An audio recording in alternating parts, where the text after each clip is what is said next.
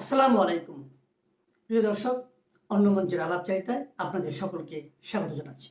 আসসালামু আলাইকুম প্রিয় দর্শক, হীরক রাজার দেশের গল্পের মতোই একখণ্ড গল্প আমাদের আমি একটু আপনাদের সামনে তুলে ধরতে চাই।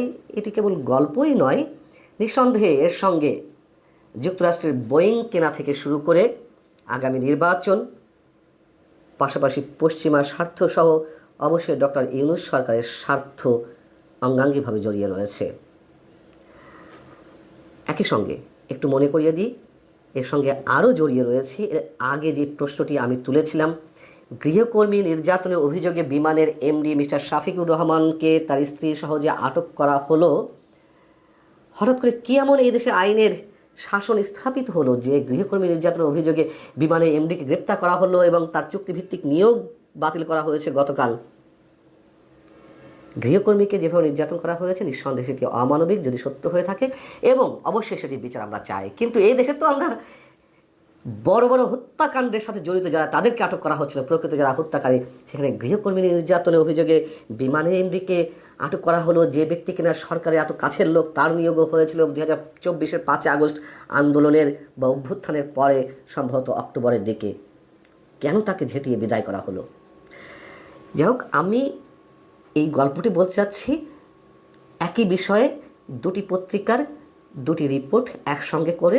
এখানে আমার খুব বেশি মন্তব্য করার কিছু নেই, আমি শুধু একটু পরম্পরায় সাজিয়েছি, আপনাদের সামনে তুলে ধরছি, আপনারা নিজেরাই বুঝতে পারবেন কি হতে যাচ্ছে, কি হচ্ছে ভয়ঙ্করভাবে। দ্য ডেইলি স্টারের আজকের পত্রিকার প্রথম পাতার একটা lead news, Lord of the wings. খবরটি হচ্ছে বেসামরিক বিমান চলাচল ও বাণিজ্য বিষয়ক উপদেষ্টা শেখ বশির উদ্দিনের প্রভাব বিস্তারের কথা। আরেকটি রিপোর্ট হচ্ছে বাংলা আউটলুকের, যেটি আরও কয়েকদিন আগেই প্রকাশিত হয়েছে, জুলকারনাইন সায়েরের করা প্রতিবেদন। তার শিরোনাম হচ্ছে ব্যক্তি স্বার্থ নাকি দেশের স্বার্থ, বোয়িং থেকে এয়ারপোর্টের মাটি সব কিছুতেই কালো ছায়া। ডেইলি স্টারের প্রতিবেদনে বলা হচ্ছে, আমি অংশ বিশেষ আপনাদের সামনে একটু সাজিয়ে তুলে ধরছি। অন্তর্বর্তীকালীন সরকারের উপদেষ্টা শেখ বশির উদ্দিনের মালিকানাধীন আকিজ বশির গ্রুপ অ্যাভিয়েশন ব্যবসা করতে চায়। 24শে নভেম্বরে শেখ বশির উদ্দিনকে বাণিজ্য উপদেষ্টা হিসেবে নিয়োগ দেওয়া হলো। নিয়োগ পাওয়ার পর তিনি অ্যাভিয়েশন ব্যবসা করার জন্য ট্রেড লাইসেন্স নিয়েছেন। 2025 সালের মার্চের শুরুতে আকিজ বশির গ্রুপ বেবিচক অর্থাৎ বেসামরিক বিমান চলাচল কর্তৃপক্ষের চেয়ারম্যানের কাছে এভিয়েশন ব্যবসা করার জন্য একটি অভিপ্রায়পত্র জমা দেয়। তখন কিন্তু চেয়ারম্যান আর একজন। আচ্ছা, সেখানে তার প্রতিষ্ঠান B2 ক্যাটাগরির হেলিকপ্টার ভিত্তিক একটি এয়ারলাইন্স তৈরির পরিকল্পনা জানায়। বেবিচক থেকে নির্দেশনা পাওয়ার পর 11 মার্চ ঢাকা উত্তর সিটি কর্পোরেশন থেকে তিনি ট্রেড লাইসেন্স নেন, অর্থাৎ আমাদের বাণিজ্য উপদেষ্টা শেখ বশির উদ্দিন, এবং একই সঙ্গে বিমান মন্ত্রণালয়ের দায়িত্বে। এতে ব্যবসার ধরন হিসেবে উল্লেখ করা হয় কি, আমদানি, অ্যাভিয়েশন সার্ভিস এবং রপ্তানি গেল। এরপর বেবিচক চেয়ারম্যানের কাছে আকিজ বশির এভিয়েশন লিমিটেডের নামে এভিয়েশন ব্যবসা প্রতিষ্ঠান করতে অনাপত্তিপত্র চেয়ে আবেদন জানানো হয়। পরের মাসে এপ্রিলে শেখ বশির উদ্দিন বাণিজ্য মন্ত্রণালয়ের পাশাপাশি বেসামরিক বিমান চলাচল ও পর্যটন মন্ত্রণালয়ের দায়িত্ব পান।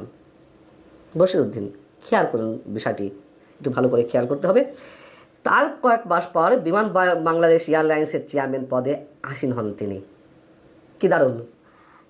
চেয়ারম্যানের কাছে তার ব্যবসা প্রতিষ্ঠান অ্যাভিয়েশন ব্যবসা করার জন্য আবেদন করলো, সেই প্রতিষ্ঠানেরই চেয়ারম্যান হলেন তিনি, হোয়ারাজ তিনি একই সঙ্গে ওই মন্ত্রণালয়ের মন্ত্রীর দায়িত্বে। আচ্ছা, আকিজ বশির এভিয়েশনের লাইসেন্স আবেদনটি এখন সেই প্রতিষ্ঠানের কাছেই চূড়ান্ত যাচাই বাছাইয়ে আছে, যার নিয়ন্ত্রণ সব কিছুই শেখ বশির উদ্দিনের কাছে। এবং ডেইলি স্টারে বলা হচ্ছে, সরকারের শেষ মুহূর্তে তাড়াহুড়া করে বোয়িং কেনার মতো চুক্তির সিদ্ধান্ত নেওয়ার বিষয়ে প্রশ্ন দেখা দিয়েছে। এখন বাংলা আউটলুকের শিরোনাম কি, বাংলা আউটলুকে কি বলা হচ্ছে? এখানে বলা হচ্ছে বোয়িং উড়োজাহাজ ক্রয় থেকে শুরু করে বিমানবন্দরের জমি, থার্ড টার্মিনালের operation, ground handling, airport leasing, travel agency ব্যবসা এবং ব্যক্তিগত এয়ারলাইন্স উদ্যোগ সব কিছু একই সুতোয় গাঁথা। এর কেন্দ্রে রয়েছেন ব্যবসায়ী এবং বেসামরিক বিমান চলাচল ও পর্যটন মন্ত্রণালয়ের উপদেষ্টা শেখ বশিরউদ্দিন। এর সূচনা বোয়িং উড়োজাহাজ ক্রয়ের একটি চুক্তিকে কেন্দ্র করে। এবং এর সঙ্গে কেন নির্বাচন জড়িত, এর সঙ্গে কেন বিমানের সাবেক এমডিকে যে পদচ্যুত করা হলো তার চুক্তিভিত্তিক নিয়োগ বাতিল করা হয়েছে একদিন আগে, তার মানে এখন তিনি সাবেক, যাও এ সব কিছুই একই সুতোই গাথা। শেখ বশিরউদ্দিন যুক্তরাষ্ট্রে বসে বোয়িংয়ের সঙ্গে যে বিশাল পরিসরে চুক্তি করেছেন তা বিমানের কোনো বোর্ড অনুমোদন, ফ্লিট প্ল্যানিং বা প্রাতিষ্ঠানিক সিদ্ধান্ত ছাড়াই সম্পন্ন হয়েছে। অথচ এই উড়োজাহাজগুলো পরিচালনার দায়িত্ব সম্পূর্ণভাবে রাষ্ট্রায়ত্ত বিমান বাংলাদেশ এয়ারলাইন্সের উপরেই পড়বে। ফলে প্রশ্ন উঠেছে, যেই প্রতিষ্ঠান বাস্তবে অপারেশন করবে তার সম্মতি বা সক্ষমতা যাচাই ছাড়াই কিভাবে এমন একটি বহু বিলিয়ন ডলারের অর্ডার প্লেস করা সম্ভব হলো এককভাবে শেখ বশিরউদ্দিনের পক্ষে? আরও গুরুতর বিষয় হলো, এই ধরনের চুক্তিতে রাষ্ট্রীয় ও সার্বভৌম গ্যারান্টি জড়িত থাকে। তাহলে বিমানের এমডিকে কেন তড়িঘড়ি করে গৃহকর্মী নির্যাতনের অভিযোগকে জড়িয়ে তাকে আটক করা হলো, তার চুক্তি বাতিল করা হলো? গুঞ্জন রয়েছে যে বিমানের এই এমডি মিস্টার শফিকুর রহমান তিনি বোয়িং কেনার পক্ষে একমত ছিলেন না কোনো কিছু যাচাই বাছাই ছাড়াই। বাংলা আউটলুক বলছে, বোয়িং প্রসঙ্গের পর অভিযোগের কেন্দ্রবিন্দু হয়ে ওঠে বিমান বাংলাদেশ এয়ারলাইন্সের চেয়ারম্যানশিপ এবং বোর্ড গঠন। অভিযোগ অনুযায়ী দেশে ফিরে উপদেষ্টা হিসেবে থেকেই শেখ বশিরউদ্দিন বিমানের চেয়ারম্যান হন এবং সরকারের পরিবর্তনের ঠিক আগ মুহূর্তে বোর্ডে তার ঘনিষ্ঠদের অন্তর্ভুক্ত হয়। এর ফলে বিমানের সিদ্ধান্ত কাঠামো কার্যত একক প্রভাবের আওতায় চলে আসে। বশিরউদ্দিনের ঘনিষ্ঠদের কাদের নিয়োগ দেওয়া হয় সেটিও আমরা জানি।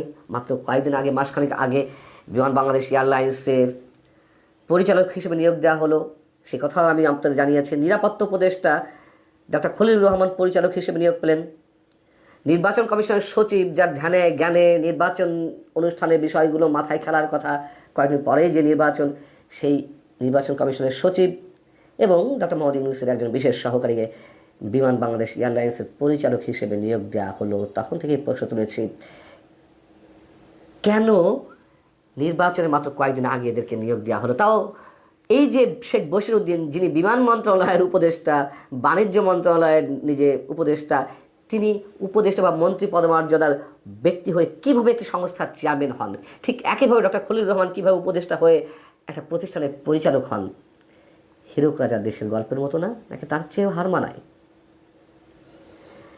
বাংলা আউটলুক বলছে, একটি বিদেশি বা তৃতীয় পক্ষকে থার্ড টার্মিনালের অপারেশন ও গ্রাউন্ড হ্যান্ডলিংয়ের ঢোকানোর পরিকল্পনা ছিল একটা তৃতীয় পক্ষকে। সেই তৃতীয় পক্ষের সঙ্গে শেখ বশিরউদ্দিনের প্রত্যক্ষ বা পরোক্ষ স্বার্থ জড়িত রয়েছে। এখানেই কনফ্লিক্ট অফ ইন্টারেস্টের প্রশ্নটি সামনে আসে। এবং আমি মনে করি যুক্তরাষ্ট্র থেকে যে 14টি বোয়িং কেনার সিদ্ধান্ত হয়েছে হাজার হাজার কোটি টাকার বিনিময়ে, এবং সেই বোয়িং কেনা হচ্ছে আবার শুল্ক চুক্তি অনুযায়ী শুল্ক কমিয়ে আনার লক্ষ্যে এইসব অজুহাত দাঁড় করানো হচ্ছে। এর সাথে আরও যে বিষয়গুলো ঘটছে, বন্দর বিদেশি কোম্পানি ডিপি ওয়ার্ল্ডের হাতে তুলে দেওয়া চট্টগ্রাম বন্দরের নিউ মেরিন কন্টেইনার টার্মিনাল, অস্ত্র কারখানা, বিভিন্ন রাষ্ট্রের সঙ্গে অস্ত্র চুক্তি, এর সব কিছুই একসূত্রে গাথা। শুধু ডেইলি স্টার এবং বাংলা আউটলুকে ব্যক্তি বশিরউদ্দিনকে বা বশিরউদ্দিনের স্বার্থ বা সরকারের স্বার্থের কথা বলা হয়েছে। আমি মেলালাম আগামী নির্বাচন প্রসঙ্গে, আমি মেলানোর চেষ্টা করলাম পশ্চিমা স্বার্থ উদ্ধারের বিষয়। আর পশ্চিমা স্বার্থ উদ্ধার করতে গেলে বর্তমান সরকারের স্বার্থ কী থাকতে পারে বিনিময়ে, এই সব কিছু একটু মেলানোর চেষ্টা করা হয়েছে, এই আর কি। ভালো থাকুন সবাই, আল্লাহ।